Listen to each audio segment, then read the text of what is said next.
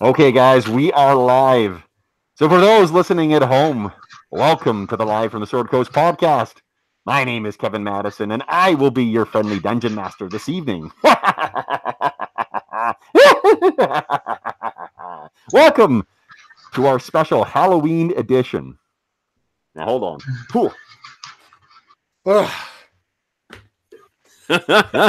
All right, so I'm not going to be wearing that all night because I won't be able to be understood whatsoever. But welcome, everybody, to our special Halloween edition of the Live from the Sword Coast podcast.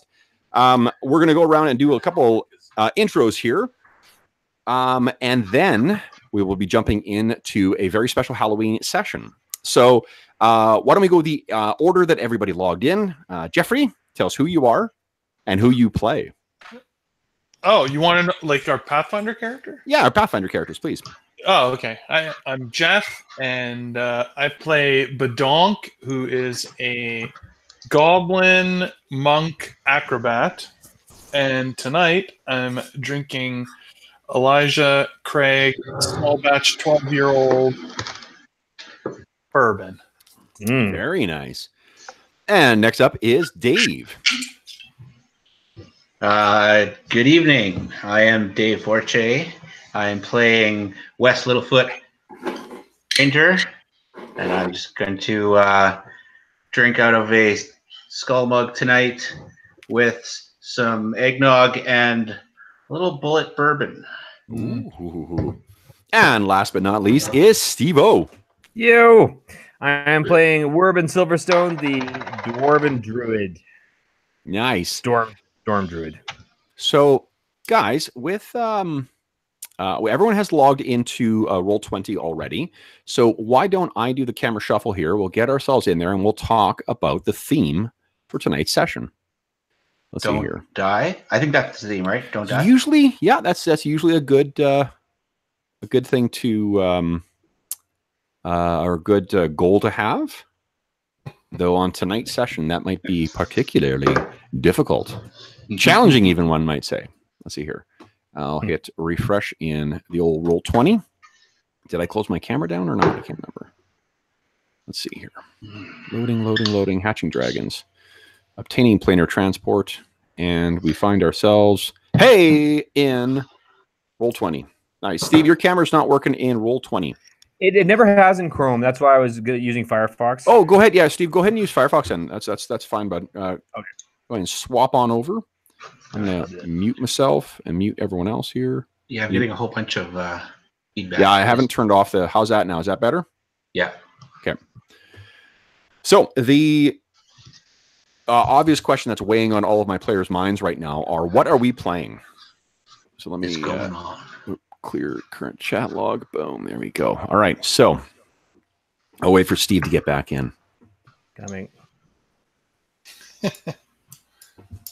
So, guys, while we're waiting for Steve to get back in here, let's reflect on kind of what Halloween is all about. You know, Halloween is all about scares, obviously. It's about ghosts and goblins, obviously. It's also about putting on masks and pretending to be somebody else. So tonight, the heroes of the Barrowmaze campaign will be putting on masks and pretending to be somebody else. Ooh. So let's start with the opening scene, guys. Our opening scene is a perfect black canvas of a night sky dappled with stars and crystal clear. It's almost as if we were drifting in space. And then the camera slowly pans down and we see this drifting in that giant black canvas. As we hang on this, we hear, and because this is a game and not a accurate science simulation, we hear this as something suddenly drops into frame. And what we see, guys, is this. Cool. A beautiful, sleek, white starship poof, drops out and drifts along. As we go alongside this ship, we can see right near the cockpit, there are 2 logos painted. And what it looks like is very long-eared foxes, kind of 2 things dancing with each other. And you see the name of this ship written in common. It's the Dancing Dog. And as the camera slowly pans around to the front, we see a tiny, small figure working at the controls. And about 2 or 3 feet behind him, we see something is sort of drifting along. And the camera slowly gets in, and we see that this creature's feet are propped up on the dash. And they do look like they're quite, I think you might call them little feet. But as the camera zooms in a little closer, we can see that it's Wes. And this is what Wes looks like. Oh. Wes. And as Wes gets up, we see the thing drifting above him gets in a little closer. And this is, of course, I don't have a picture of it. Hold on here. I'll show you guys the picture here. Oh, wrong thing. It drifts in closer. And that's what you see drifting above him. And you see written on the side is Wingtip. And Wes turns to Wingtip and says, "Better let him know we're here." And as if someone already knew, we hear the door to this to the cockpit where Wes sits opens up, and we see this giant form, whoa, whoa, whoa, walking along, and we hear this low rumbling voice. "Are we here? I sense it." And Wes turns around and says, "Yep, we're here, Werbin." And Werbin slowly walks into view. And what we see is Werbin Silverstone. Space bear. Interesting. Boom, boom. He steps forward with that giant mechanical hammer, and lightning kind of plays across his eyes. And he says, "Back at Barrow again. Does the captain know?" And Wes turns and says, "What?" I am the captain. Oh, you mean like the real captain? Yes. No, but Wingtip can go tell him. Wingtip Or sort of like use the comms, I suppose, but that beeps and whirs, and then this little camera, I don't know, that's attached to the front. It beeps something, and you hear the door opens again, and these 2 little dogs matching, or very similar to the 2 kind of cartoons we saw on the side of the ship, come scampering in, and we see this small, low figure come walking in, and he says, in common, "We're back then." And Wes says, "Yep, we're about an hour out from Helix." And Badonks steps forward. And we see Badonks. Yeah. What a cutie. And all 6 of his arms are all sort of like in on like ribs, and then working their way down to hips. Now, you guys may be asking, well, who are these weirdos? Well, guys, these are the weirdos that you're going to be playing tonight. Because tonight, your Guardians characters, of Helix? your characters will be taking. Well, we see Helix now. And what we see is as the white ship, the dancing dog, begins to drift through space, we see off in the distance, hanging above this world, is this kind of like lattice-shaped space station. And what we see in white lettering is Helix Station, Planet Barrow, Eric System. And the ship goes zooming in towards it. And guys, tonight, your characters will be wearing a mask of Starfinder. So, let's sort out everyone's character sheet here. So we'll go the reverse order here. Our captain is, of course, Badonks. And Badonks, boom. You should be in the characters now, and you should be able to access your character. Awesome. Yep. Next up, Werben Silverstone. Werben. Go. Let's edit this. All players, and boom. Werben. You should be accessible in there. And finally, last but certainly not least, Master Pilot and Mechanic is Wes Littlefoot, the Yasaki mechanic. So, and also, there is, oopsies, got to edit this. There we go. Boom. Wes, you should have access to Wingtip as well now. Fabulous. Yeah. You all should have access to Dancing Dog as well. Now, you don't need to open up the Dancing Dog. You don't need to open up a Wingtip just yet. Let's just take a look at your characters, and I'll give you an idea of how to navigate these sheets. So let's open up, maybe, let's start with reverse order here. So Badonks. Badonks, if we go to your character sheet, go ahead and click on that. Yeah, I got it open. Oh, do you? Okay, great. So this should be very familiar to you guys. It's all the calculations have been taken care of.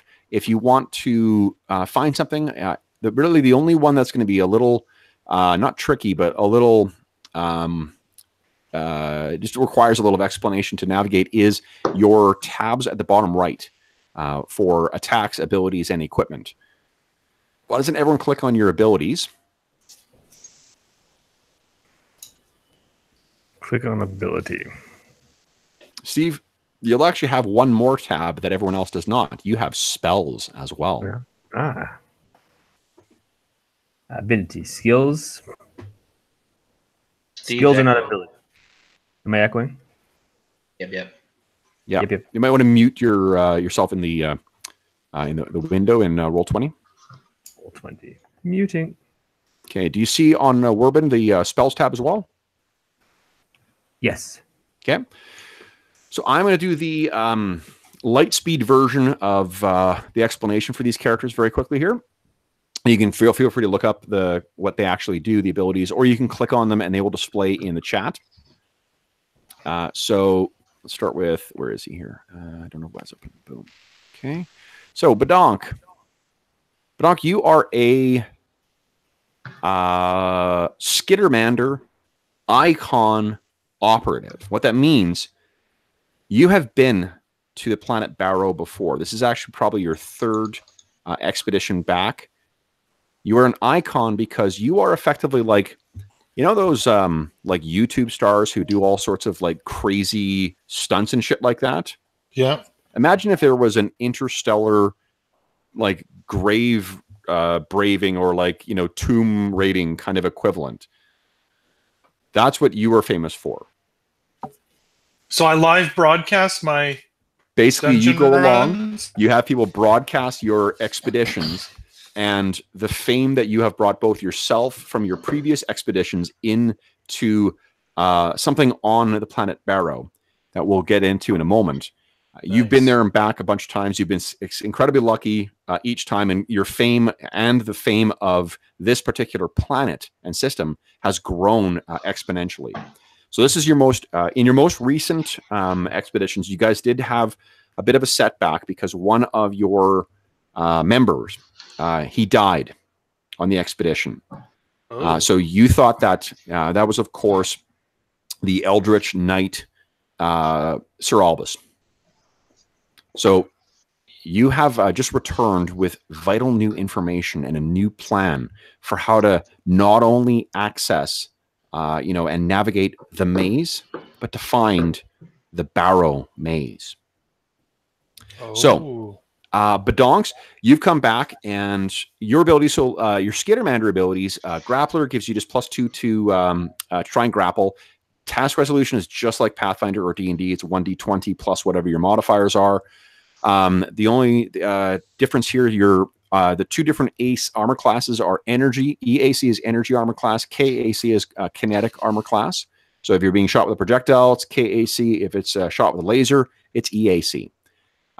You are hyper. Once per day, you can make an extra movement. So you're a little scamper, quick little bugger. You're small as well, too. So you're about the same size as what the goblin or halfling would be in Pathfinder. You got low light vision. You have 6 arms. Now, it doesn't mean you get to make extra actions, but it means you can carry a bunch of stuff. And you'll actually see in your sheet, you've got a wide variety of cool shit to carry. Cool. Each of you guys has a theme knowledge that is specific to whatever your theme is.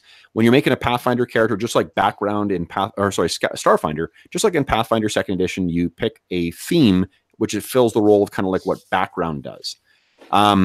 You have as an operative, you've got something called Operative's Edge, which gives you a bonus to all of your skills and to your initiatives. You'll notice that if you compare your skills to everyone else's, you're pretty much a well-rounded overall guy. You also have an ability called Trick Attack. Yours, because your specialization is Daredevil, it is keyed to acrobatics. So if you spend a round to move and do some acrobatics shit, and you succeed in a task and in a check for acrobatics against a DC of 20 plus whatever the challenge rating is that you're attacking, you get to do 1d8 extra damage because of the trick. Nice. Mm-hmm. You got evasion, which works just like it does in Pathfinder or Pathfinder 2, where you take half damage on a successful save. You take no damage on a successful save, half damage on a unsuccessful one. You've got a cool ability called Holographic Clone, which basically once per day you can trigger something in your armor and it creates a number of duplicates of you. You also have mobility, which gives you a bonus to your your armor classes when you're moving. Attacks of opportunity are a thing in this game, just like in Pathfinder.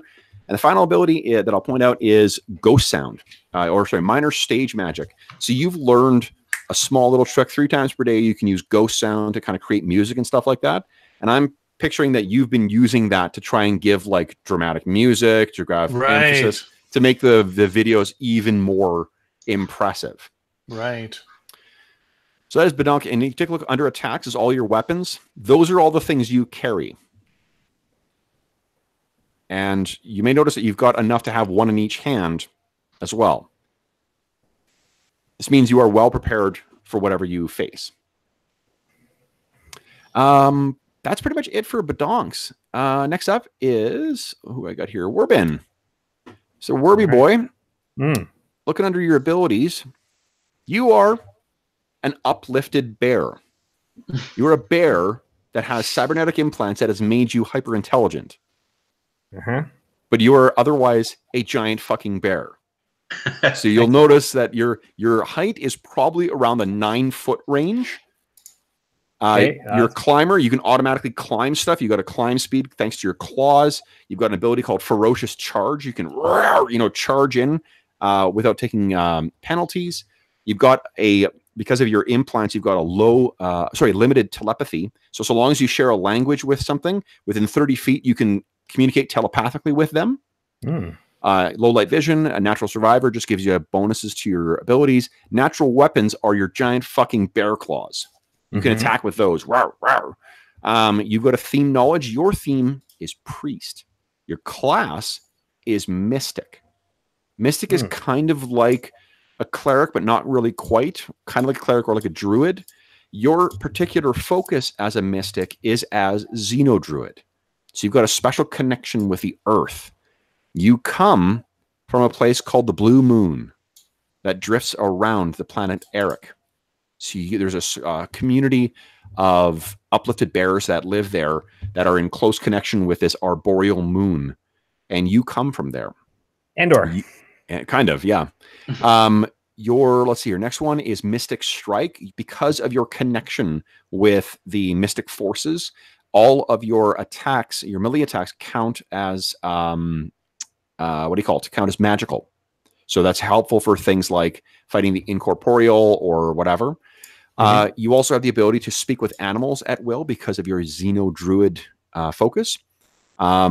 You also, for one resolve points are kind of like feat points or stuff like that, but they're actually they're used to recover stamina. This game tracks hit points and stamina. Stamina can be recovered as sort of a rest action. Hit points heal over a much longer time.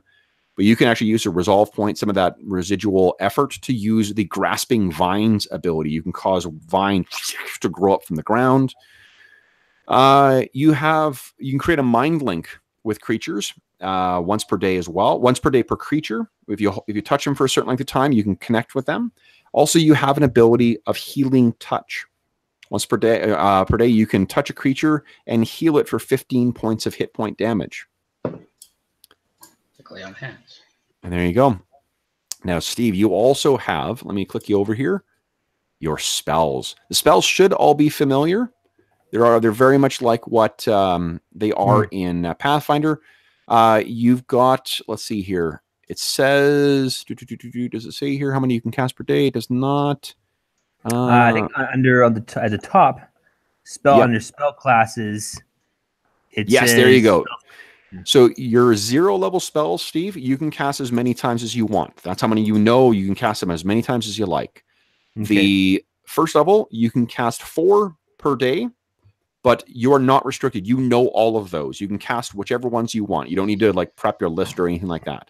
And those are basically like Life Bubble is a long-lasting thing that allows someone to accumulate to a hostile environment. Mind Thrust is an attack that deals damage.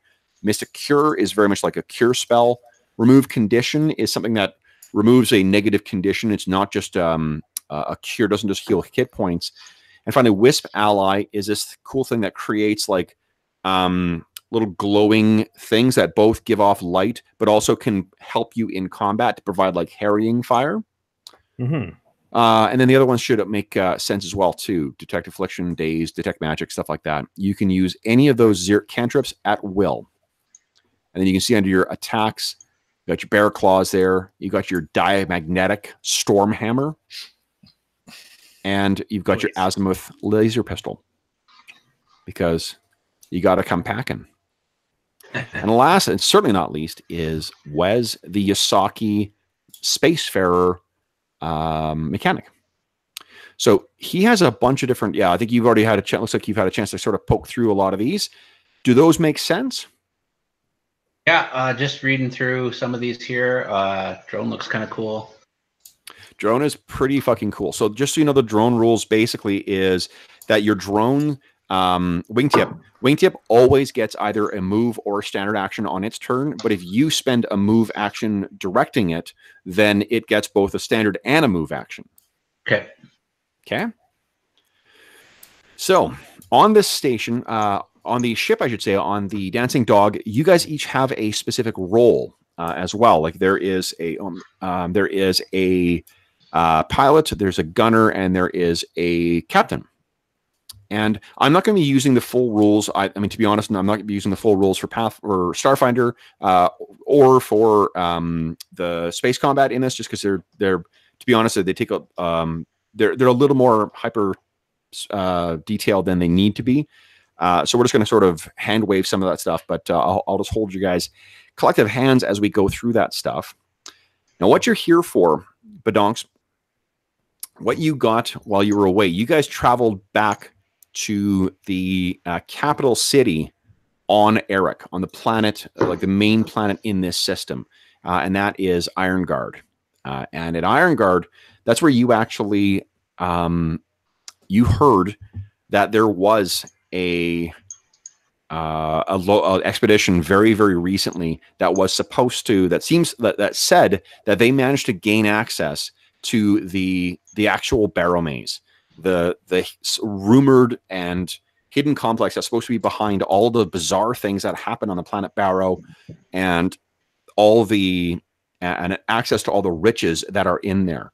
Now, you've been exploring this gravitic anomaly that basically encapsulates most of Barrow, called the Maze. And you'll see what the Maze is in a moment. I'm going to save that for when you guys actually get there.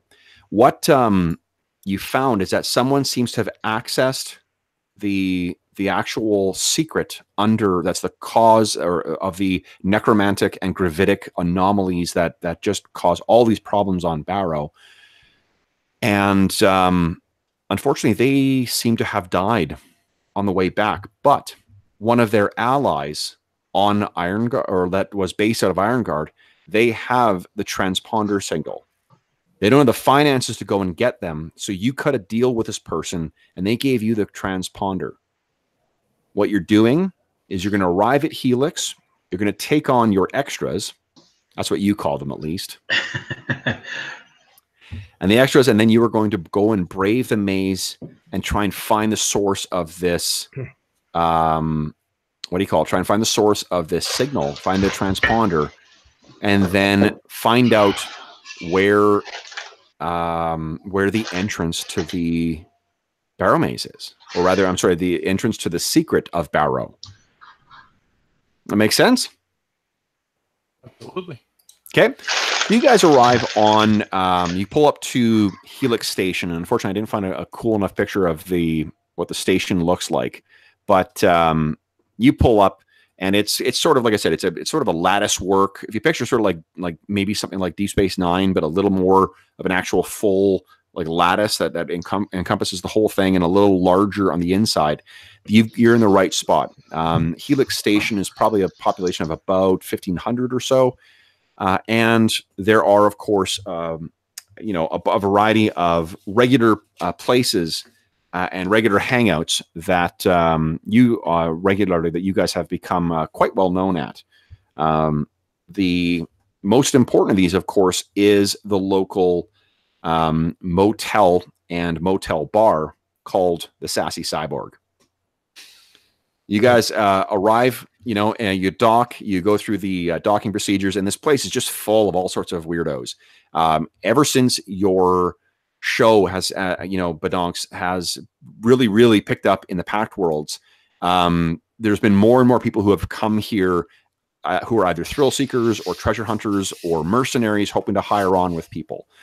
And as you walk into the Sassy Cyborg, it seems really busy. Like there's tables full of people who are, and all sorts of bizarre species from all over the Pact Worlds and even beyond, from deeper in the Vast. This system, incidentally, is in the Vast. This is one of the, countless series of systems that were lost in the Vast during the event, the Gap. The massive traumatic event that seemed to rob the entire universe of memory and record. So you guys are walking in there, and you're looking around and trying to see a familiar face. And of course, you see behind the bar, there is Ball.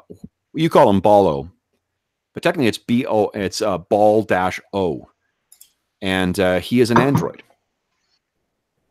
He looks up and he says, "Badonks, Hello. you're back." How are you? Oh, yeah. Back with a mission. So you guys walk your way over, and he says, "Oh, I mean, good. Busy. But busy is good." Excellent. Well, I round for the crew. do you have time? Quick one. Okay. So the three of you, the tiny Skittermander, actually, and let me drop the photos onto the thing here, guys, so you can have a constant visual of this. So here's good old Badonks. There is Wes? Wes, why is that not working? Well, here's Werbin. Boom. Make him a little bigger because he's supposed to be bigger. There you go. Wes, none of your photos are working here. What's going on? You know what? Let me use some engineering or computer hacking on that, and I can probably get it fixed. Good call. Good call. I'll use my computer skill. I believe it's. Oh, you know what? Actually, I actually got a workaround here. Give me a sec. Let's do this. Boom. I got a custom rig. I'll get that set up here in a heartbeat. So there's Wes. Yeah, there we go. Wes and Werbin and Badonks. So little Wes and Badonks go tromping across the bar, and there's this there you can picture that it's like lots of dark it's dark in most places with this neon lights all over. There's neon lights that are right underneath the base of the tables, so it gives you this really weird underlighting effect for everything. There's some soft futuristic techno kind of music playing, and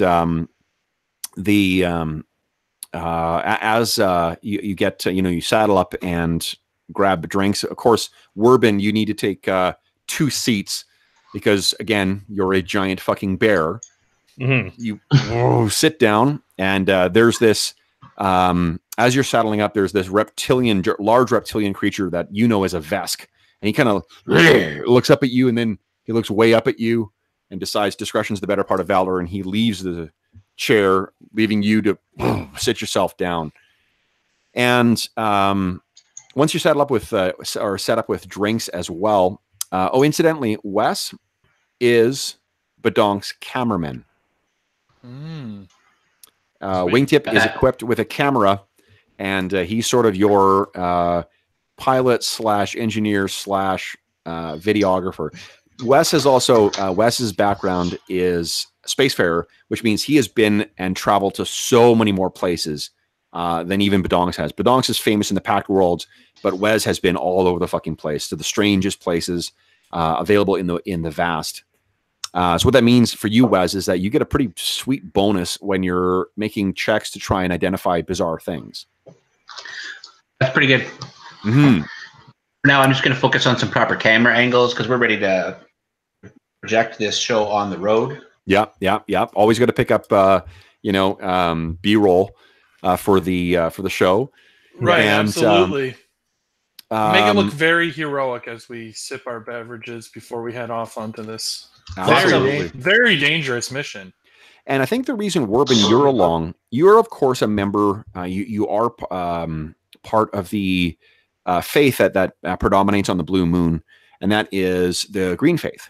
And you are, of course, a priest of that, and that expresses itself in the Xenodruid abilities that you have. You originally came to the planet Barrow because of the horrifically unnatural anomalies here. Both, as I said, there is a significant presence of necromantic power, and there's these really bizarre gravitic anomalies that don't have a strict magical or strict scientific explanation. In this world, guys, I'll tell you behind the screen, there is such thing as hybrids, which are hybrid technology is a combination of magic and technology. But thus far, the dangers of Barrow have made it very, very difficult to identify and explore. So before Ballo forgets, he says, "Oh, there was one thing too. This was something that Argus or Albus had requested." And he taps this box, and the box has these symbols and markings on it. He says, "I think that if he's not here to collect this, this is probably for you. And you, Badonks, you know exactly what this is supposed to be. And you need this for your, you realize that it's the thing that you've been waiting for has finally come in. So we'll get back to what that is in a moment." Okay, that's not the transponder. It is not the transponder. No, you have that.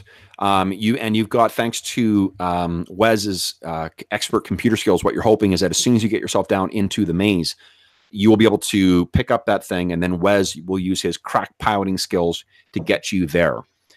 You're hoping that Werbin will use his magics to help protect you. And Werbin, you're of course hoping to learn more secrets as to the cause of the global catastrophe that has caused all the troubles on Barrow, and to see if there are any threats to the rest of the system related to it. Because as more and more people have explored Barrow, it seems like it has become more and more active, almost as if something was responding. So, that's not good. What do you call? Balo says, "Have you seen Ozin yet?" No. Well, he said he's got your crew ready for you, or your extras. Yeah, we better go talk to him. You do, but first, one more, and he lines up a couple drinks here and pours them, and he says, "Here, Lashunton wine," and places it out to each of you guys. He takes one more look up at Werbin. He pours a second drink for him. He takes a look at the two of them, then pours it into a bigger glass, hands it to you, Werbin, and says, "Here you go. To luck." To luck. To not dying on Barrow. What was that, Wes? To not dying on Barrow. To not dying on Barrow, exactly. Yeah. So you all toast your, toss the drinks back, and then we sort of cut, and we're now back on the bridge of the Dancing Dog, and we see the ship itself. And let me, I'll just put the Dancing Dog back out here. So boom, there's the Dancing Dog. Oops, wrong thing. There we go. Boom, there's the Dancing Dog. So the Dancing Dog is making its way down towards the planet Barrow. And as it does, you're going along, and Badonks, you take a step back to the crew quarters, rather like sort of the common area, to make sure everyone's secured themselves. And you can see the 3 extras that you hired. The first is an android named Blix. Looks like that. Yep. Nice. You hired a human. So Blix, as you can tell, is a combatant. So he's got some guns and armor and shit like that. He's going to help you fight. You also hired Dargax, a human, who's a bit of a support character. So he'll help you with help Wes out with some of his tasks. And E54. And E54 is part of this unusual robotic race. Boom. Steve, you recognize that? Oh, yes, I do. E504, as you could probably tell, is a combatant as well. So you got Blix, Dargax, and E54 as your extras or mercenaries. But Dongs always keeps thinking is referring to them in their in their filmic kind of context. So as we hit the atmosphere, the thick and roiling green atmosphere, Wes, why don't you give me a piloting check? Let's get some dice rolling here and see how the old Dancing Dog recovers. Whoa! That's engineering. You need a piloting check, please. I haven't rolled anything yet. That was from before. I accidentally pressed engineering. Oh, okay. Yeah, hold on. I'll clear the current chat log. Boom. Here we go. Go ahead. Okay, piloting. I just click on the piloting, or yeah, you should just click on that, and it should just roll for you. Ooh, 15. Okay, so you're going in, and you've brought the Dancing Dog down into the atmosphere of Barrow before. This time it seems it's bucking a little more than when everyone kind of gets, whoa, rattled around in the cockpit. And as you're going through it, it's, think of the worst turbulence you've ever flown through. Then imagine that it's through like a greenish electrified fog. That's what it's like to enter the atmosphere of Barrow, or at least the upper atmosphere. So as you're going down, the whole thing's rocking and rolling around. But honestly, that wasn't the way things should be. And there's a little bit of, there's some red lights that have come on in the cockpit. What do you say? Whoa, Wes, what's going on, man? I was just actually configuring something with Wingtip, and I was kind of I was mostly paying attention, but I'm paying attention now. Don't worry, we got this. Okay. Werbin, you feel a sense of the same sense of like clammy unease that hits you every time you enter the atmosphere of Barrow. It's as if the biosphere of this planet has gone wrong. And you are seen as a foreign interloper here, being the source of pure and untainted nature that you are. Badonks, you just keep thinking, almost every other time has been lucky. It's got to be lucky this time. Do you have a quick monologue for the camera as Wingtip sort of drifts down and looks in front of you? Yeah. We're heading into the most dangerous venture to the Barrow yet. Maybe we will find the maze itself. Hopefully, the treasures will be the greatest yet seen. So as Stay tuned. The thing kind of rocks you. You kind of like, you realize that you may have been out of frame on that one, or at least partly out of frame. You're like, let's do it again. But then you realize you don't have time because, of course, you cut through the upper atmosphere and you see what is known or what has come to be known by those who discovered this system after the gap. And that is, of course, the maze. And what you see before you is what looks like effectively like a field, a whole swarming field of thick, foggy cloud cover, but within it drifts enormous chunks of stone, seemingly held aloft on their own. Wes, you can see that all the sensors and gravity, readings and whatnot on your console are going completely fucking bonkers. So you just turn off the alarms. Yeah, right now. You're like, all right, they're not going to help anyway. And the reason is because gravity just suddenly will shift for no fucking reason on this planet. In addition to the drifting giant chunks of stone that are down there, you can see placed on them, there are structures that seem unbelievably ancient.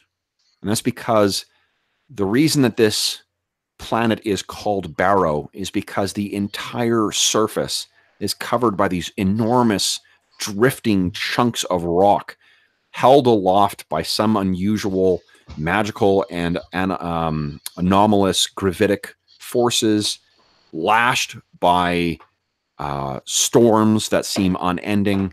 And on each of these, there seems to be necrotic, or not necrotic, but crypts. It's as if this entire surface was used by some forgotten culture as a graveyard or necropolis. Maybe that's why it's so bumpy today. Yeah.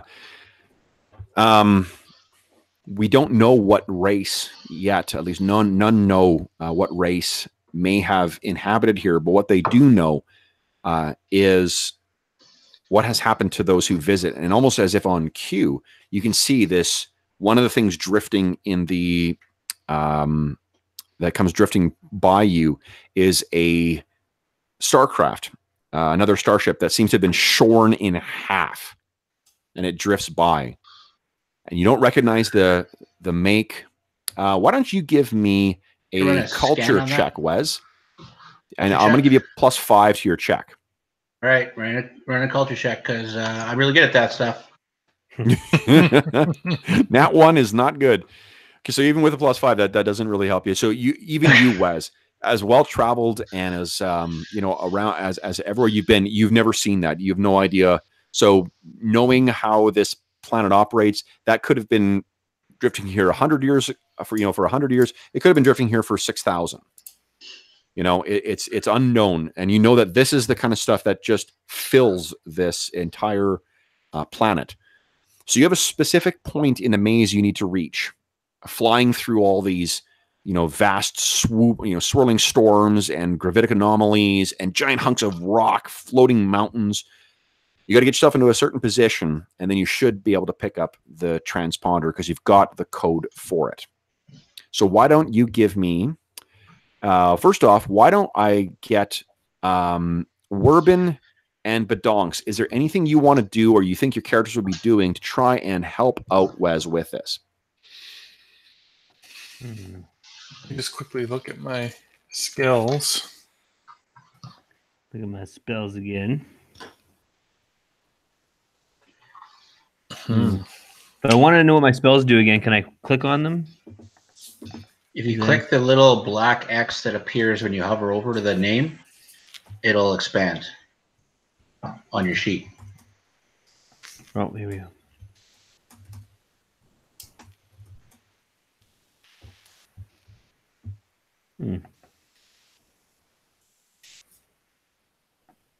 So, Wes, let's think about what you're doing. What's your strategy here? Well, I'm going to do a computers check to see if we can get that transponder reading to give us an accurate heading. Now that we're through the roughest of the turbulence and the entry, we're gonna have to get those stabilizers checked. Though I told you, Badogs, we need to get that fixed. Not gonna get any better anytime we come through. Well, hopefully this mission will make us enough money to get it fixed. Okay, well, you know, we can't keep chimps out on cheap parts. All right, let's get this. Hope this thing works. Ooh, yes. Okay, transponder is up, and we are reading. Okay, so you think you've got the reading for where this thing is. So, unfortunately, it is in a fairly tricky. Will be a little bit of a tricky, route to get there. So I think it's going to be a difficulty of 20 for the piloting check. But Werbin and Badonks, do you think there's anything you guys could do to try and help them out here? Or that you've done? You can feel free to add in like a flashback kind of thing. Well, I mean, I also have piloting skills, so I don't know if there's any way to assist in the piloting of this. Like, do we have some kind of map or some kind of, like, is there sonar or is there radar or is there some kind of assistance to the ship that, like... Yeah, there's sensors. I mean, sensors I think would use computers, not piloting. Although interestingly, what you could do actually, so piloting is what you use for gunnery in this, and the dancing dog happens to be equipped with a bunch of different weaponry, including a turret-mounted, I think, a particle gun. Let's see here. It's got so it is equipped. Whoop, wrong book. So, like, are we flying through like caves and in some of the tunnels? Cases, possibly, yeah. Like picture like it's these enormous, like imagine like an asteroid field, but on a planet. And then so maybe I'm using the gun to just make the piloting easier for him. Sure, to clear some of the smaller bits away in the debris. Right, like the atmosphere of this is picture like the atmosphere on the planet of the original Alien film. Yeah.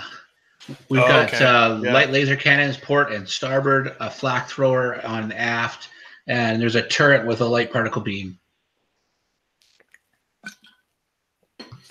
And maybe this is something that we've done before. So, you know, like Wes will slow the ship down, but Donks will use the laser to like cut the space a little bigger, or cut a stalagmite off, or what about so Werbin? they're working together.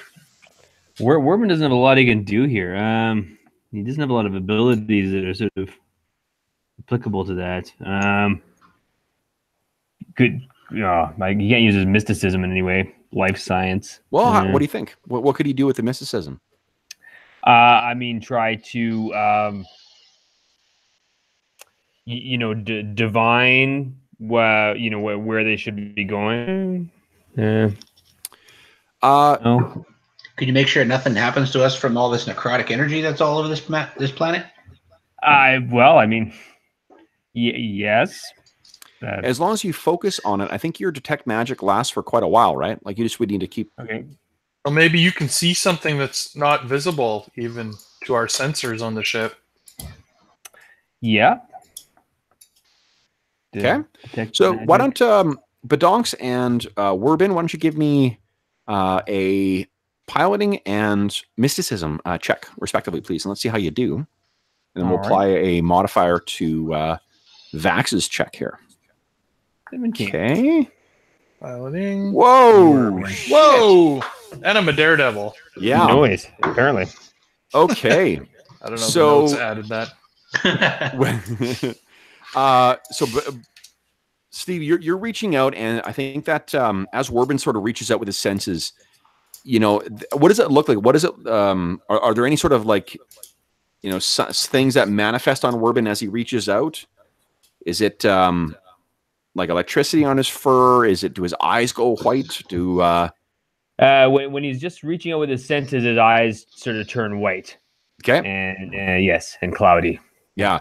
And he rears up to his full height, so he's almost filling up the entire cabin, this giant, 9-foot tall bear. And he is reaching out.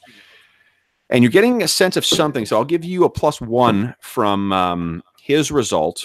And that piloting check, Jeff, is just fucking bonkers. So I think what I'll let you do is I'll let you bank a reroll. Oh, nice. Yeah. Better write that down. I mean for Wes's check. Oh, like if he needs to. Okay. Yeah, basically it'll be like an cool. advantage on it. So Yeah, Wes, you get +1 from your bear friend, who is that now? His giant paw is sort of on your shoulder, and you can feel him looming over you. Although it's not feeling creepy or intimidating, it feels comforting, if anything. So Wes, what does it look like as you sort of buckle down to make this this piloting effort? Well, Wes has got like hands on both controls. Ship's kind of teetering and as he like maneuvers it through like the high winds and the blowing debris, and trying to keep one eye on the scanners to make sure we don't run into anything, while navigating towards the transponder, and really distracted by Werbin and his giant height that he just white creepy glowing eyes and stuff. Yeah. But doing the best he can to keep the ship in one piece and keep it heading straight. Okay, and let's go. You punch it, the engines flare, and you zoom down into the field of the maze. All right. Let's see how you do. Go ahead and make a piloting check. Oh, I do that like it's... Whoa. Thank God for that +1. Yeah. Now, the +1 will give you a result of 20. Do you wish to re-roll that? Because you got to re-roll thanks to your Daredevil captain. I got a reroll? If you want to. Things are looking kind of grim. So let's yeah. Whoa! There we go. 27. Nice. So why don't you give us a quick narrative of the dancing dog kind of living up to its name as it's bobs and weaves its way through. And Jeff, you can feel free to jump in with some narrative about you blasting shit if you want to. Yeah, absolutely. The outside laser narrative is not that exciting, but Bedonks is just selling it. He's always just like refocusing, moving a lot. He's very animated. Yeah. And so Wingtip, he's trying to always get like Wingtip to like focus in on the right angle so that you can see both him and Wes sort of working together to pilot the ship. I imagine the dancing dog is fully equipped with onboard cameras too, right?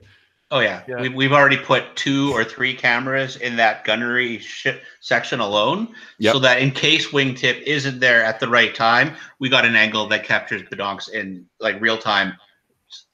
But now Werbin is looking like so photogenic and impressive because he's so huge compared to us that like Bedonks is kind of a little annoyed. He's like, oh, this new guy, he's kind of stealing the show, and he's a little annoyed. So you can kind of see that he's like, So like when he should be concentrating on the gunnery stuff, he opens up like the streaming app on his thing, and he sees that like the footage of Werbin is so much better, so he slides across it and it drops that footage and focuses on him again. Yeah. The like live feed chatters are talking about who's this huge new guy, and So it's just to give you an idea. This is just like in the Traveler universe where like communication moves at the same speed as ships. So like you would go to stream live to Helix. And then Helix it's like show you would show later. Yeah, although I mean I think that while your show is live, you can kind of we see the reaction of you looking at him and like and you swip it over and we see the crowd that's been that's gathered at the sassy cyborg is kind of like, ah, as they cheer as you guys dive, in there. Because Right, I guess the locals would be able to watch it pretty much live. Absolutely. If all those streams you guys, it's just like, there's like a, Badonks, Badonks and the Barrow is, 6 is like flashing on the kind of like hollow banner outside of the sassy cyborg. And people are sort of running in to make sure they don't miss the show. But your navigation, is amazing. Wes, do you want to give us a quick description of your amazing piloting skills? Yeah, so there's this kind of like milky blue thing that comes out. It kind of looks ghostly, and it was like, wasn't sure if it was something dangerous or not. So we did a quick little dip and slide and belly roll and came up underneath it, and then like looped around the side. And it was really just some probably some gas or something, but whatever. We can do this. We can do this. Hey, Badonks, this Werbin dude here, we got some pretty good angles on him. He's looking pretty big. You get a lot of likes right now. Probably head back to his feed. Then wow, you sort of realize that this giant mountain is drifting towards you, and you hammer the throttle to the side or the stick to the side, and the dancing dog kind of skirts the surface of this thing. You narrowly bypass. There's this giant, like, slate gray ziggurat that you nearly collide with, and then you zoom over it. You're quickly lost in a swirling clouds and blowing winds and arcing lightning. And then you see on your feed, Badonks, you see the boing, boing, boing of the transponder. And you're coming up on it. Nice. I'm going to send the feed over from Follows over to Badonks. So just give me 1 second here. Yeah, there we go. He's got some cameras on in the bar. Oh, look at they're loving this show. Hey, Badonks, check it out. And so there's people jumping up and trying to wave at the camera. They're trying to get on the screen. It's only for the screen, but they're loving it. So then we, you finally kind of pass through, and this is it's such a vortex of chaos on this planet. That you rarely, even when you have moments when it seems safe, you still need to be ready to react at a moment's notice, because one of these giant things can come hurtling by. And while they oddly don't seem to collide with each other very often, they have no such compunctions against smaller things like vessels. So you slow down, and you're sort of trying to match up with the gravity well of this one, drifting rock that seems to be completely covered with. So the thing with each of these is they all have their own like bizarre microclimate too. So they've got water on them, and there's times where like two of them will drift close to each other, and then suddenly a waterfall will form, and it will drift. The pooled water will go from one of these things to another one.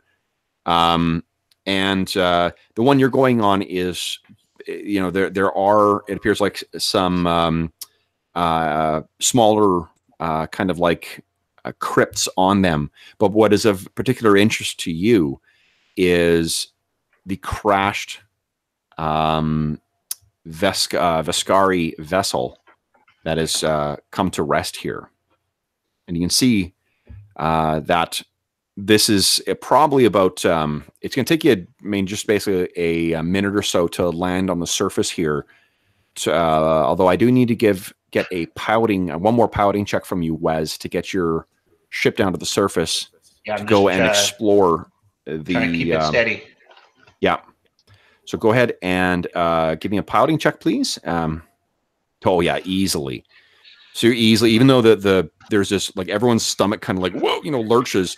The onboard gravity kind of adjusts as quick as it can, and it's only like a millisecond worth of flutter, and then the dancing dog comes to rest on the surface of this one hurling chunk of rock.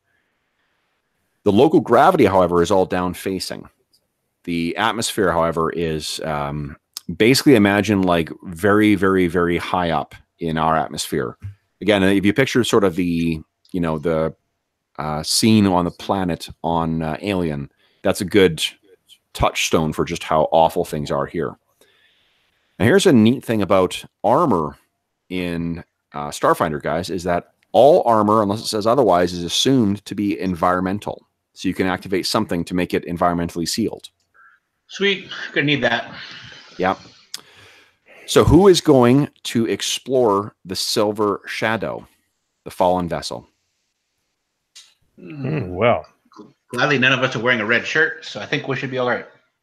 I actually think that we'll take all of the crew for this. Okay. sounds So good. everyone Or do you gets want to- to leave someone to guard the ship? I don't know. What do you? The ship's got turrets and stuff. I can set things to scan for moving objects and stuff like that. If anything comes close to the ship, you can get alerted. I can operate the guns from my suit, Sounds good. We can lock the door. and we can lock the door. I'll bring the keys with me. Okay. Good. I'm just putting the NPCs in the thing here as well. Interesting names you gave them. Yeah, Blix, Dargax, and what is the other's name? E54. Okay, Anybody seen Dargax and Blix? so Dargax and Blix get themselves ready. They activate the environmental capacity. I think that Blix is like, you know, seals up as proper. Like there's a proper helmet that sort of forms.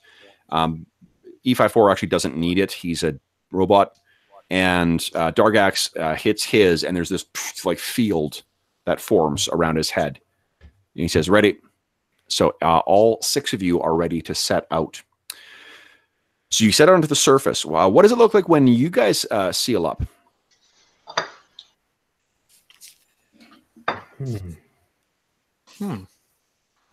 I have a big dome that covers my big fat head, but lets me move it around inside. I love it. I think my suit is like really glittery and showy, and would kind of remind you of like an Elvis impersonator, kind of a. Are there product placements on it too? Oh, absolutely, yeah. So it's like a NASCAR fire suit. Yeah, a little bit of a NASCAR suit. Okay. Okay. And how about Wes? Wes's suit actually looks more like Mandalorian armor, but with ears. Okay, love it. That's adorable. Okay, so you guys all suit up, and you head outside. So we see the ramp, or the whatever, like the exit ramp, kind of go down on the dancing dog, and you guys all walk out onto the surface. And yeah, basically, like as far as the lights go, that's as far as you can actually see. It's otherwise full of particulates and whatever. And there still is a little bit of a tremor of, you know, like the sensation you get when like you get just a tiny bit of air in a vehicle, or like, you know, when a plane drops just a little bit. You constantly have that you know, butterflies and stomach feeling.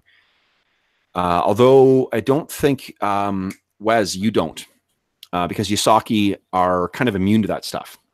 You're used to, you know, being in 0G environments and stuff like that. So this is nothing to you. You're able to, you know, skitter along with no difficulty.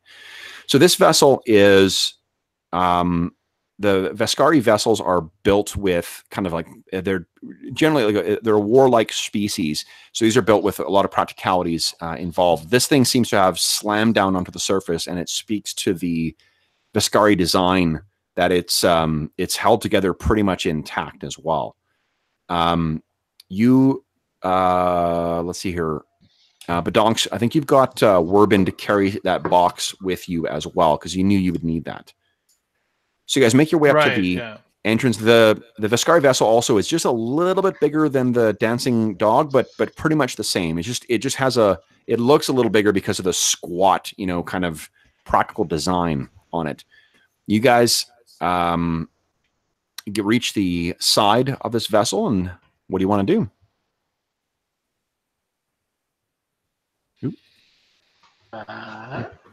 What do we need to do to like?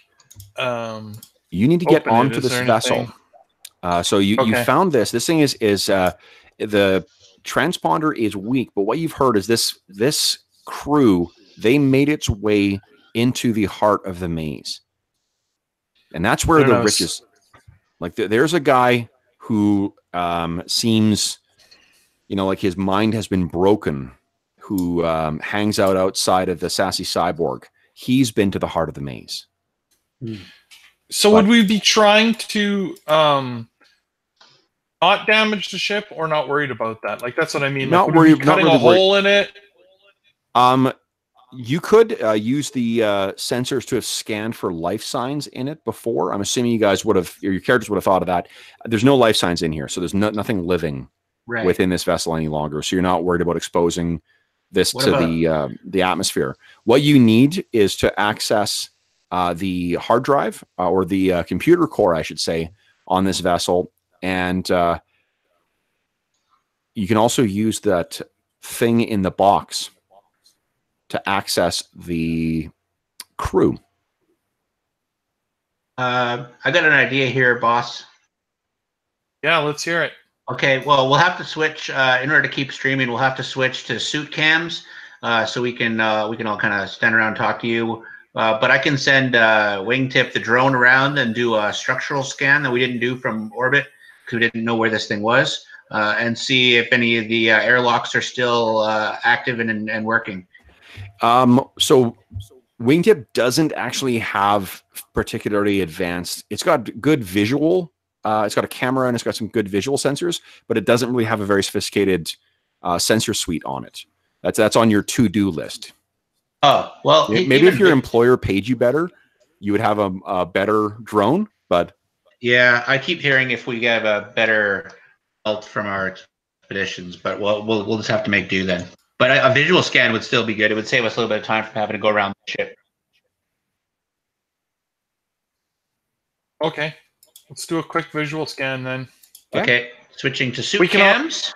It's also good footage for the viewers at home. Sure. Yeah.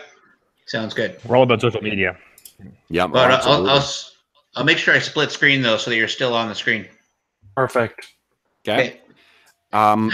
They could probably, even if you wanted, you could offer multiple streams and let the viewers do that. Like, if this is, you guys can feel free to fill in whatever kind of sci-fi. Like, I'll tell you if something is going too far for it, but you can feel free to fill in.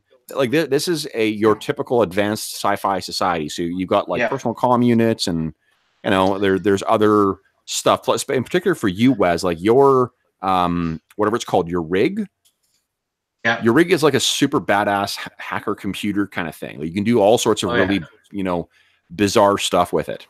I could pull up all sorts of stuff on my heads-up display, but some of it's not working because it's, what specifically were you trying to find in the like with those sensors? Well, really just looking to see if their airlocks are still open and are smashed up or damaged, so that we can, and where they are, so we can make our way to the airlock and try and get in. Yeah, whole thing is intact still. Okay, so let's make our way to airlock that's maybe closest to their engineering. Okay. And like you could try and smash your way in, but I think Wes, you could probably hack this to get access if you like. Yeah, I'll probably hack my way in. Sure. Go ahead and give me a computers check, please. All right, found our terminal. I'm just going to reconnect here, and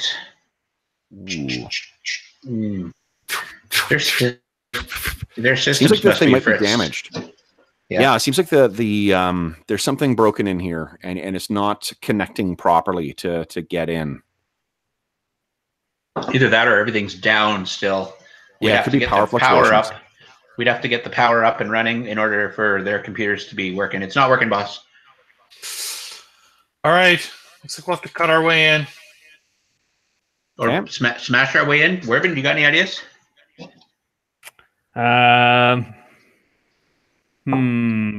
this is a starship hull, so it would like taking an old hammer to it probably wouldn't be super helpful. Like I'm imagining we need some kind of a laser cutting device or something. Right.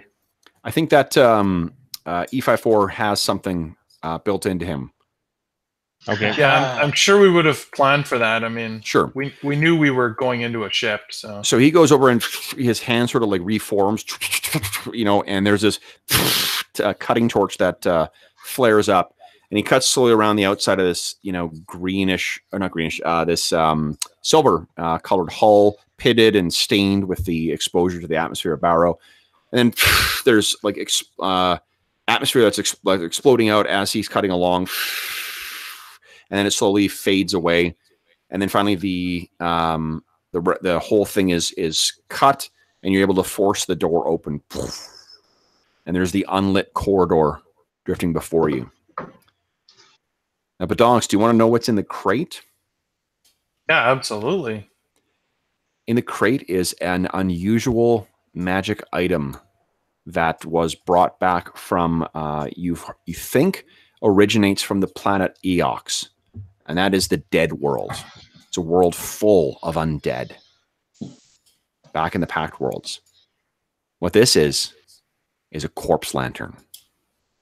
Oh. This bizarre magic item, when you light it, it can operate just like a normal lantern. Steve, why don't you give us a visual aid here? So it can work just like a normal lantern. Okay. Where's your? Don't you have a lantern sitting right near you? Oh yeah, no, so I see what you're saying.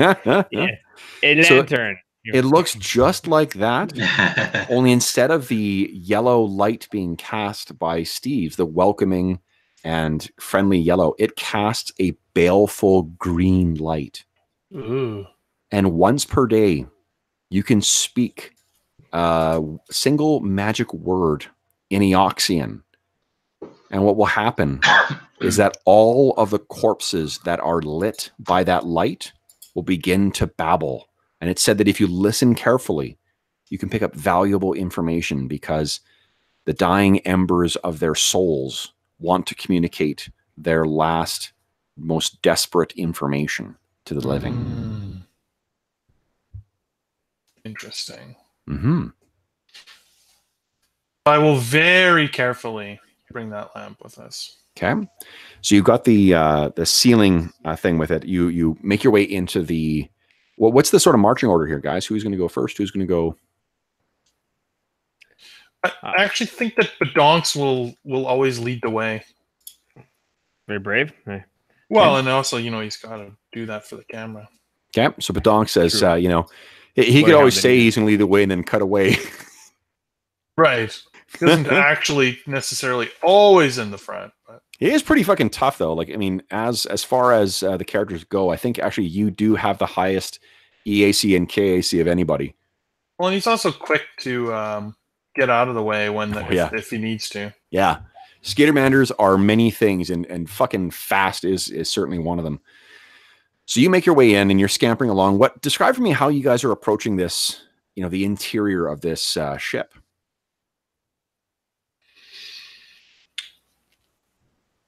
Like how we're gonna search it? Yeah, like what's the approach here? Well, let's check the bridge first, or like you mean? I see what you're saying. Like, are we assuming trouble? Yeah. So Badonks is first. Who's next? I'll go next. Okay. We're almost filling up the hallway. Wes, where are you in the mix here? Oh, did we lose Dave? Let's see. Oh, he's muted. I was muted. Sorry. I don't know why. I'll go at the back and I'll put all the extras in between us. Okay. And I'll walk around with my static arc pistol in hand, keeping a close eye on the ship scanners, and I'll say we probably need to get to engineering and get the power back up in this place before you can get anything from the bridge. All right. I'm going to assume you guys... Here's an alternative. You guys would have planned for that. And assuming that potentially this place is... it may be damaged beyond repair. You could hook up E54 as a generator. That works too. Okay. Take E54 straight to the bridge, and then he can use some temporary power so we can get their systems online and do a quick data download. Okay. Dump that and run. Perfect. Maybe we'll find the crew. So you guys make your way up to the towards the bridge. Like I said, this place isn't all that much bigger than what the Dancing Dog is. But as it's certainly more practical. The Dancing Dog has a lot of amenities in it that makes it a home more than just a vessel or transportation, the means of transportation. This is much more practical. This has a much more, set basis. You do come across the first sign of the crew as you're making your way towards the bridge. And what this is a Wes, I think you probably just recognize this because this is a fairly common species. Their face is turned on the side, and this is a reptiloid. Reptiloid is a kind of like reptilian humanoid creature, though on the back of this thing's kind of like jumpsuit, there is an enormous savage bite mark. Ooh. And it looks like there is something weird about its skin and scales around that bite mark. Can I do a Is survival anybody check or trained? something? Is anybody trained in or have any ranks in medicine? Not many. I have some ranks in medicine. Okay. Oh, nice. So, Werbin, what you could do is take a look and see if you can gather anything about the damage that you're seeing here. You could also potentially use life sciences. Life sciences. Oh, I've got good life science. Let's Sure. use life sciences. See if Okay, they'll give you different information, but go ahead and give me a life sciences check. All right. Sort of biology. Oh, that's not good. Yeah. Kev, do I know what species the captain of this ship was? Or do I know their uniforms or anything enough to recognize them? Yeah, these guys are sort of like you've seen them around the Sassy Cyborg before. These guys were fellow basically like fellow Adventurers. delvers, right? Right. So I actually know who the captain is. Yeah, I don't know if you know him like to make friends with him, but he certainly knew their crew. Right. Well, I would recognize him out of the bodies, basically. You absolutely, yeah. Yeah. You know what that I'm there looking were for. so there was it's a human captain. There was a good friend of his who was a Solarian, which is kind of like they use the power of stars, like gravity and solar power, to manifest these bizarre, kind of like quasi mystical abilities. They had a droid on board as well too, or an android, demolitions expert. They also had a reptiloid who was a kind of like a spy, to be honest. I mean, a specialist in subterfuge. So and that's stuff like that. probably who we just found. Yeah. And then there were also a Lashunta bounty hunter on board as well. Lashunta. Yeah, the Lashunta are these this species of humanoids who originate from, is it not Kestravel? What's the name of the planet? One sec here. They are from the planet. It is Kestravel. Look at that. Fucking check out the big brain on Kev. From the planet Kestravel, they have these kind of like antennae. They look fairly humanoid, but they've got these strange antennae, and they've got unusual colored skin as well. And apparently all of them perished on board. That's just, we don't know that for sure. No. So, Steve, with life sciences, you're not able to, you don't recognize any of the like biological or whatever things that are going on. So you could still try a medicine check if you like. I can I try twice? Okay. Yeah, Sure. yeah. Just, like I said, the two will give you different information.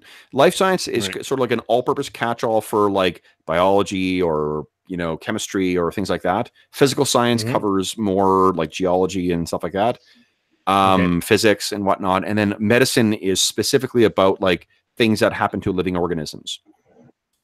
Right. Okay. So- Medicine check. Here we go. Fucking hell. 12. The dice are not in your favor today.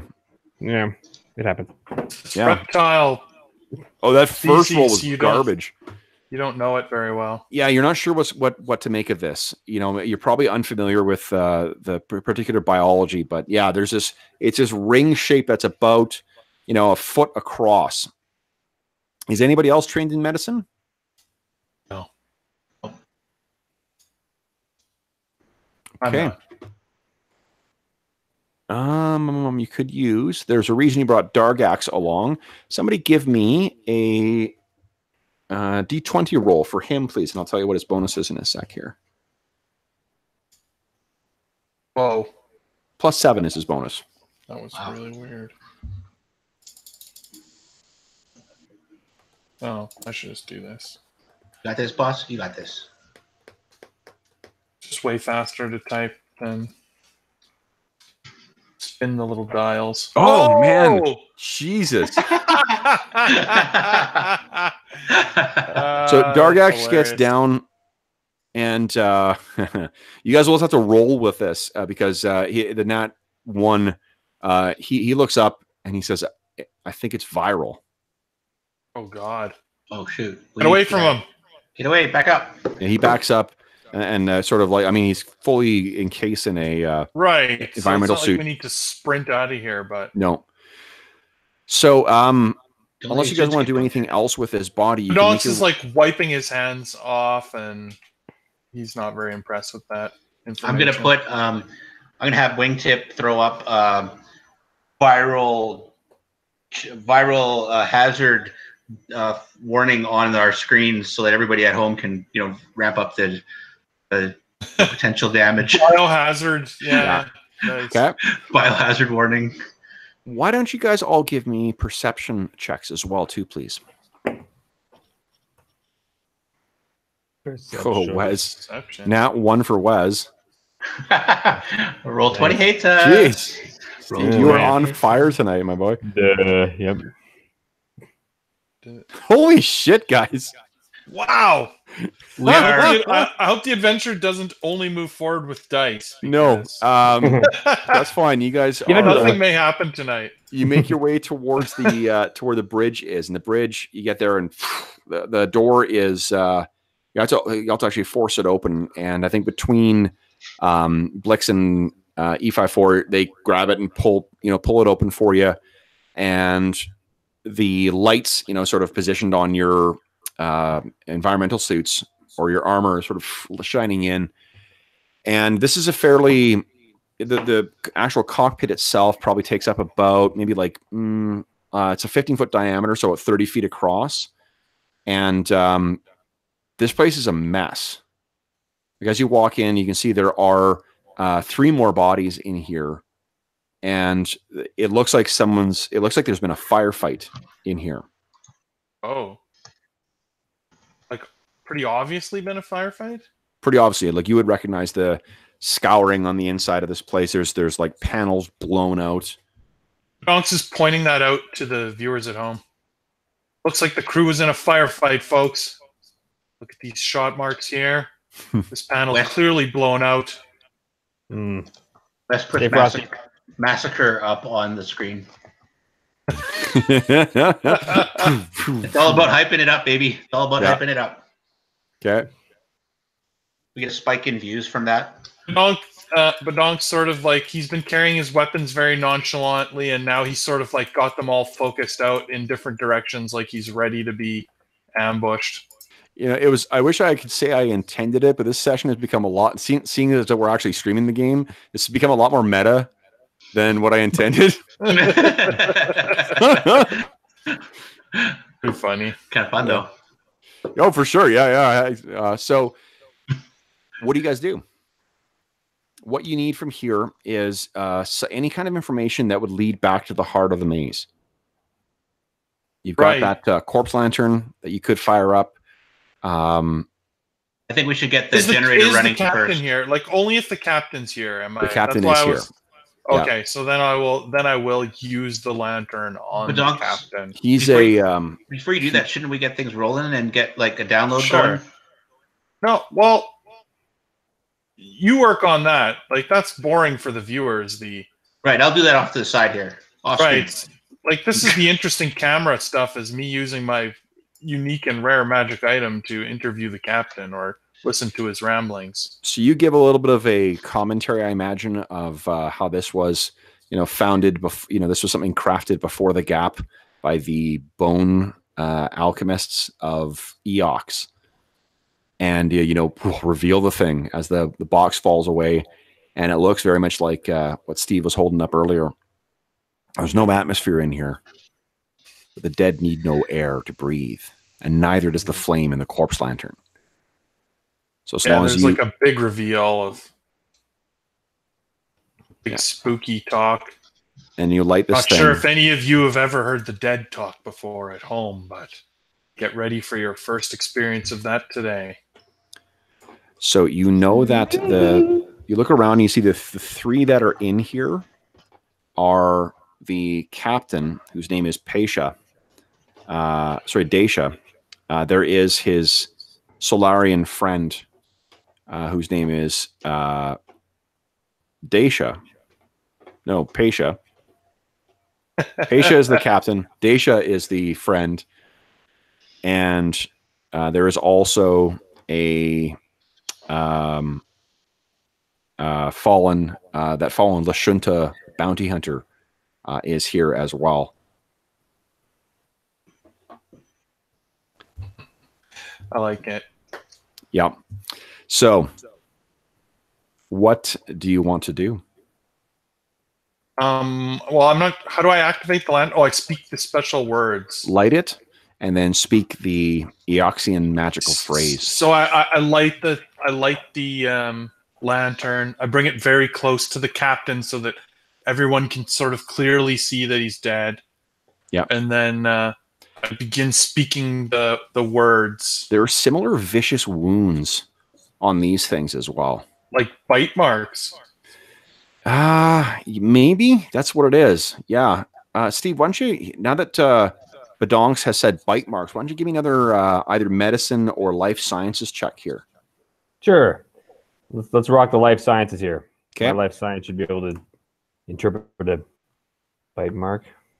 17? Yeah. A little better. So you look at this, and right in the chest of Daisha, the Solarian, there's a similar radial series of wounds, which you look at it and you're like, yeah, no, bite. It looks like, an earth comparison is like if a lamprey that had a diameter on its bite that was like 1.5 feet, that's the mark that it would make. Vicious tearing.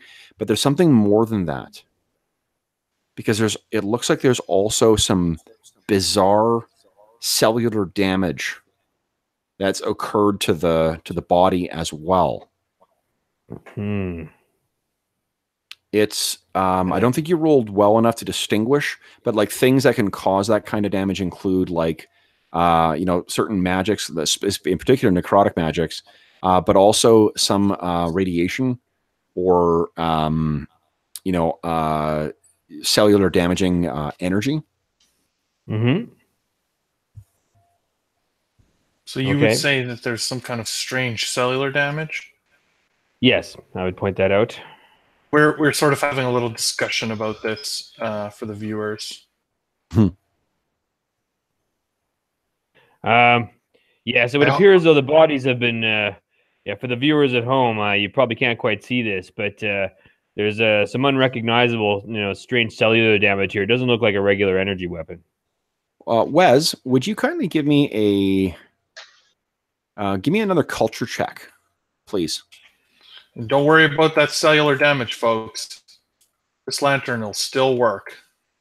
Whoa. And you got +5 because of your theme. So you've heard these stories. You don't know necessarily a bunch about the biology or whatever. But you've heard stories of spacers and stories of, basically ghost ships being found with these kinds of markings, found both in regular space and in the drift. And the drift is the alternate dimension through which like kind of faster than light travel is possible. And what's said to cause these things is something that spacers call a drift wraith.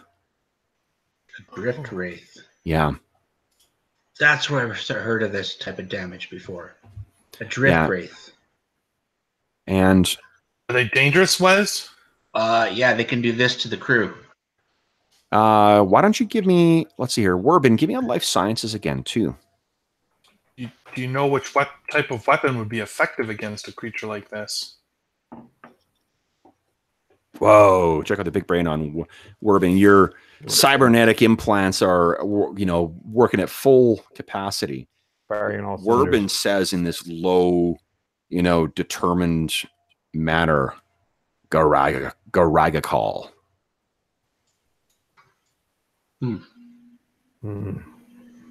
And that is the proper name of what spacers call the drift wraith, is the Garaga call. In fact, you could probably call up a holographic image of that if you wanted, Werbin. Do you do that for the benefit of everyone? I can do that? Yeah, sure. Let's rock it.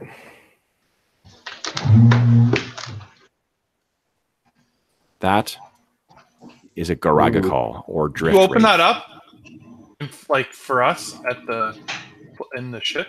Yeah. He displays that this holographic image of one, and it's sort of rotating around, and you see the full size of it. The dog's just like, "Good Lord, everyone! Let's hope we don't run into one of those." But he winks at the camera, like, as if everybody at home is really hoping the crew does run into one. It's like an episode of Ghost Hunters. Yeah. Only in this one you will actually encounter stuff. Right. So what are you going to do?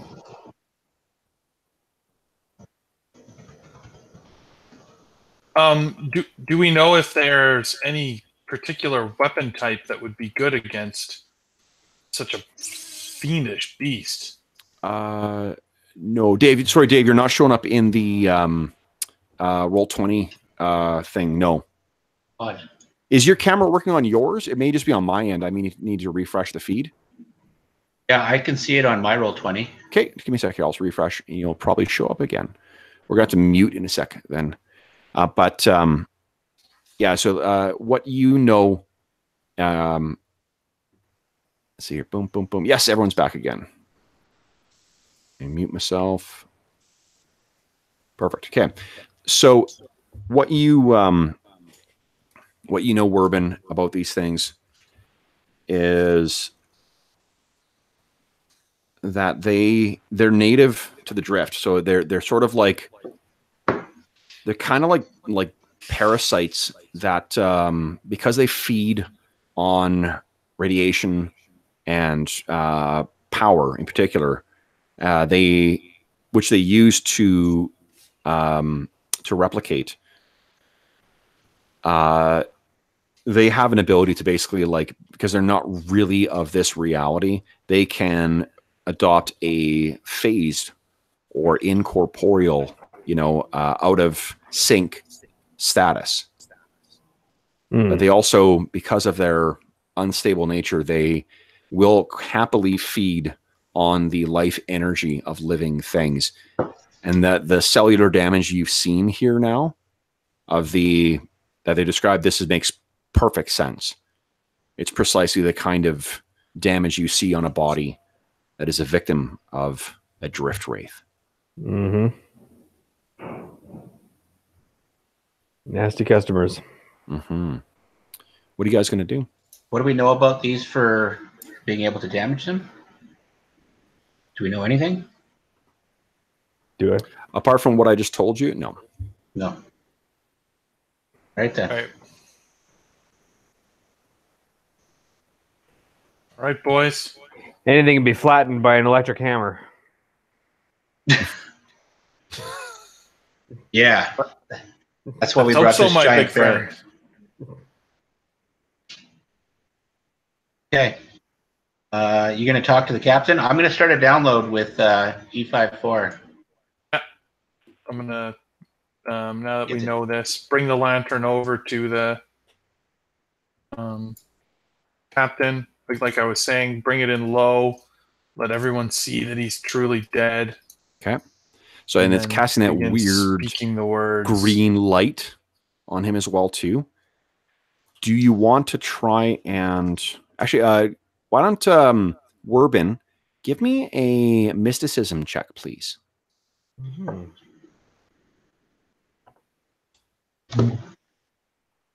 Whoa, yeah, nice. So, Werbin, I think what knowing how this thing operates, this corpse lantern,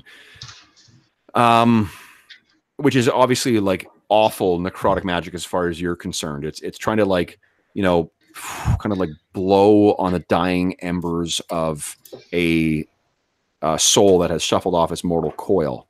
And trying to divine. It's really not like bringing a spirit back. It's trying to capture the last detritus of that was left behind when the soul fled the body. Maybe if you tried to focus or tried to like whisper to these things, you might help make sense. Like there's a reason that when the corpse lantern activates, of magics that not things but types of magics that technomancers will work, where they will try and drag information out. It often just results in like babbling of these corpses, and it makes it difficult to discern. But maybe if you took a more nurturing approach to sort of trying to coax those fragments together, there may be a better chance of you getting a cogent and kind of useful response. Interesting. Yeah. Use my connection to the spiritual realm. Yeah. All right.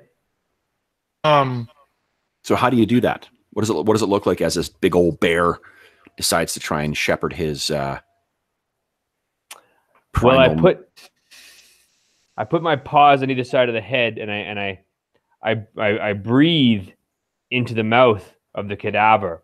And remember, you got that big bulb on your head right now because there's no atmosphere in here. Oh well, then I wouldn't do that now, would I? That's unfortunate. You know what, Steve? Here's the thing: it could just be metaphor. Like it's magic, so it could just be metaphorical. It looks like you're doing that. Yeah. All right. I'm exhaling mystical energies that are meant to sort of not breathe life, but energy into the corpse. Hopefully, revive some of its synapses. And in the kind of secret language of bears, what is it that you whisper to this? The fragments left of this thing's soul. Garchak. Oh, and what does that mean? What's the subtitle we see as he does that? I love that. That's fucking awesome. But what is the subtitle? The subtitle is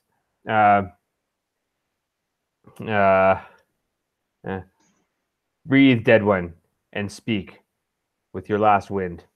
Love it. Okay. So, Badonks, you activate the thing.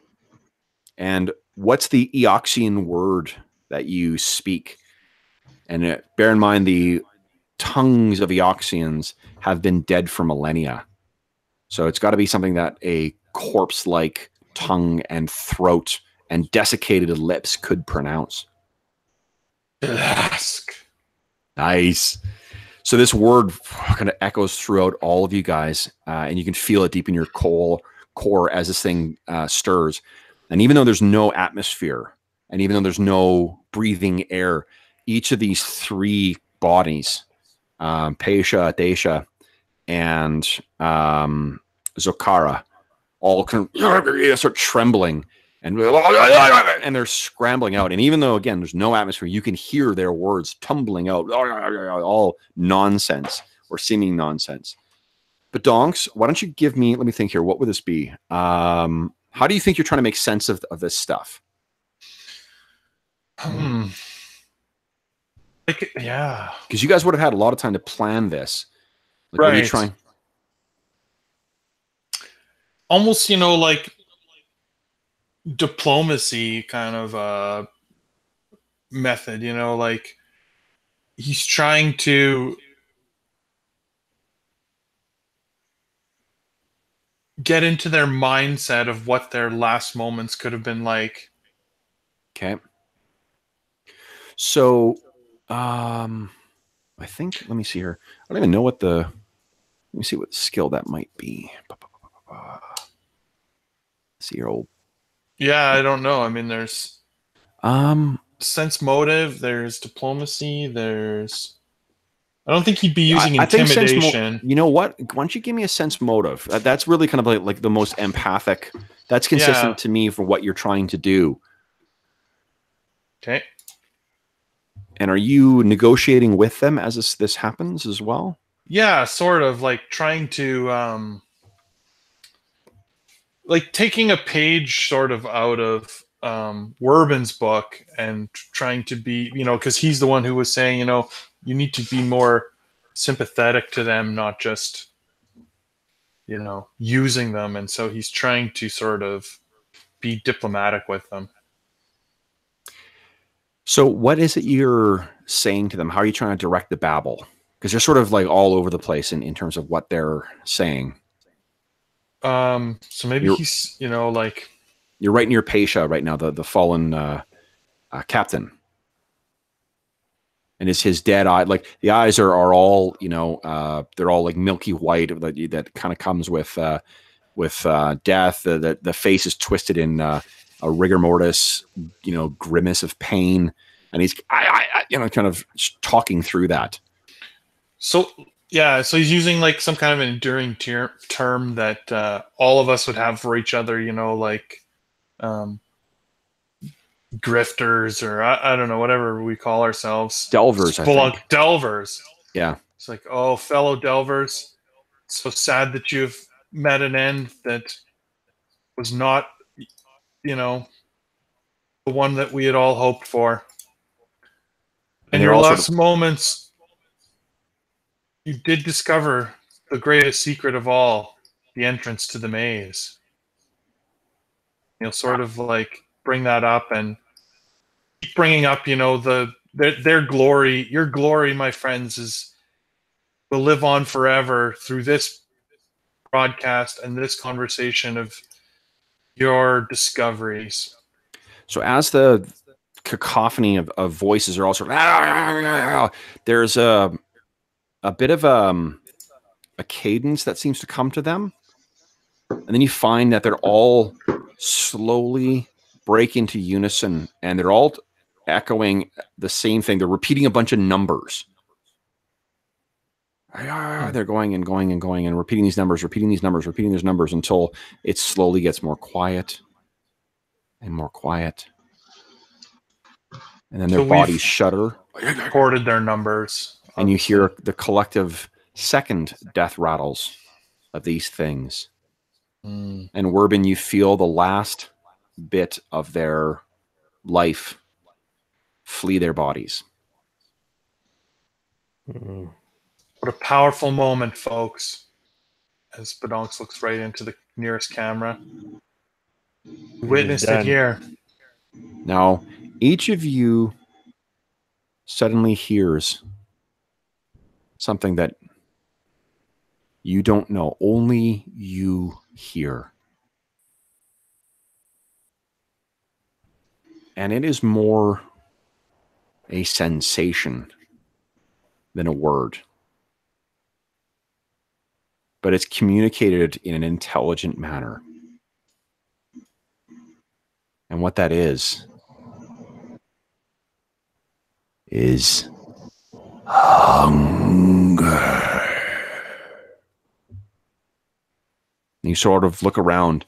You look down at the corpses.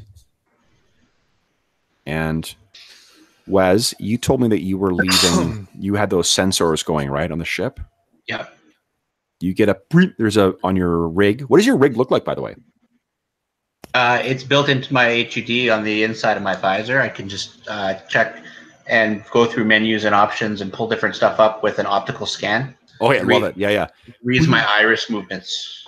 There's an unusual power source that's in the engineering section. Of and the it's ship? moving. And you can see it's sort of displayed on a holographic display of what the layout of the ship is. And it's starting to move its way towards the bridge. Transfer feed to everyone's screens right now. You all see this come up? Something's coming. Not sure what it is. You guys don't know that each other heard this. So, like, how do you guys react to that? Well, I think Badonks would be saying something. Did you guys hear that? hunger or Something like that. yeah, that was right before this thing popped up on my HUD. That is definitely a mystical force. You should get the heck out of here. Dargax says, "Why are we staying? Why are we staying? We need to go." Shut down the download. Let's take what you got and let's go. Well, you haven't even set that up yet because what's? Oh, you were doing that while they were setting up the other stuff, right? While they were doing the lantern. Give me an engineering check. Let's see how it went. So I don't think you got it. It's not that didn't tank it. It's just that you weren't fully by the time Badonk started doing that stuff, you thought you had a lot more time. So you're sort of like, E54 is sort of like partly open. You've got cables and shit all laid out. You're not, and that's what sort of when you hear that. And E54 doesn't actually hear that. His head kind of we looks around and is trying to figure out what's going on. Okay. Blixis says, "What is that?" Something's coming. We got to go. And we cut to the scene of the corridor that you guys came down. And what is stalking its way down is this. Its head undulating like a snake's in the water. And that is the image that we will hold to end this session. Oh, man. So for those listening at home, thanks so much for joining us for this special Starfinder session for Halloween. We got to see our heroes put on some unusual faces. Our dwarf dressed up like a giant uplifted bear. Our halfling dressed up like a Yasaki, Ratman, and our resident circus goblin dressed up like a Skittermander internet star. So we didn't, as always is the case, guys, we didn't get nearly as far into this as I thought we'd do. So I really need to plan better. But so this was neat. I mean, we still haven't finished this story, so hopefully we'll be able to get back and see what happens to the intrepid internet stars sometime soon. But as always, if you have any comments, questions, or concerns regarding the session, please don't hesitate to leave me a note or leave a message in the description of the video, or rather in the message section below. Or you can shoot me a Twitter or tweet on Twitter at Dungeon Musings, or you can shoot me an email at dungeonmusings@gmail.com. You'll also see, let me just get out of this here, exit game. Boom, there we go. I'll turn the sharing off. Oh, did it already. You also notice that there is a link to the Heroes Save Villages charity campaign that we're running on the channel. That is something where we've paired up with the SOS Children's Villages International Charity. You can click through that link and learn all about the SOS Children's Villages organization, which provides both direct benefits and advocacy for children living in very high-need circumstances. The Heroes Save Villages campaign has a bunch of neat rewards available on that, including an opportunity to play in one of my games. I'll run a session for you and your friends, or you and some of my friends. And that is any money that's donated to the campaign goes directly to the organization. None of it is chewed up by me or the channel or anything like that. So if you have enjoyed the channel, or the video, I'd ask that you consider clicking through and learning a little more about the Heroes Save Villages campaign. Otherwise, thanks guys for joining me for this special Halloween session. I wanted to go more with dress up than horror, but I did get to sneak a little horror in there as well. I hope you guys enjoyed. And I guess the last thing, of course, as always, is a big thank you to my indulging players. So guys, thanks so much for joining me for yet another Flight of Fancy. I hope you guys had fun. Thank you. And I will see those at home again on Friday for our return to the Barrowmaze proper. So thanks all, and we'll see you soon.